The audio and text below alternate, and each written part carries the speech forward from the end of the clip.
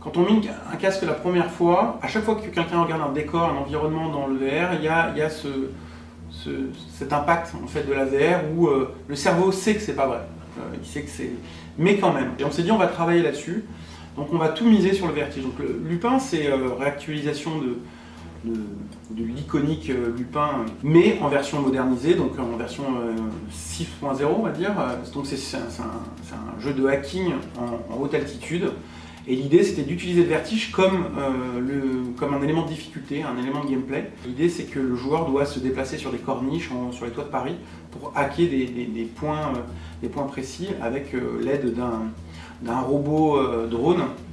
Le gros défi était de convaincre le joueur qu'il est sur des toits à plus de 30 mètres. On a beaucoup travaillé pour retranscrire le vertige sur la focale et la profondeur de champ et les perspectives, accentuées par des bâtiments gothiques avec beaucoup de détails qui t'amènent cette profondeur. On a voulu aussi mettre un petit coup de jeune à la licence Lupin, donc on a amené une touche Urban Street, donc sweat capuche, sneakers et baggy. Alors on s'imaginait être sur les toits, essayer de faire...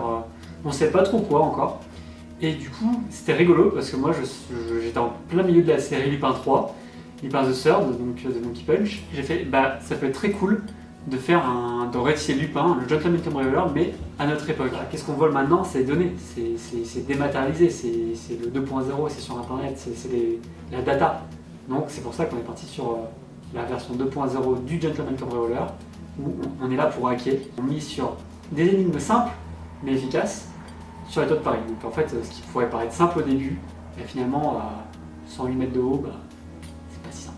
Comment faire ressentir aux joueurs la sensation de vertige alors qu'on est à même le sol pendant toute l'expérience? Quelque chose qui est extraordinaire avec la VR, c'est l'oreille interne.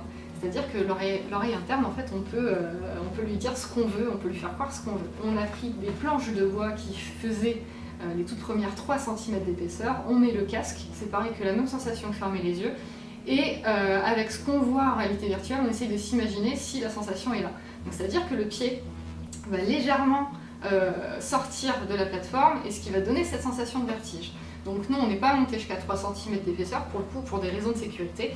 On est à peu près à 1,5, 1,75 d'épaisseur, donc c'est pas beaucoup, mais ce qui permet aux joueurs d'avoir la sensation de vertige.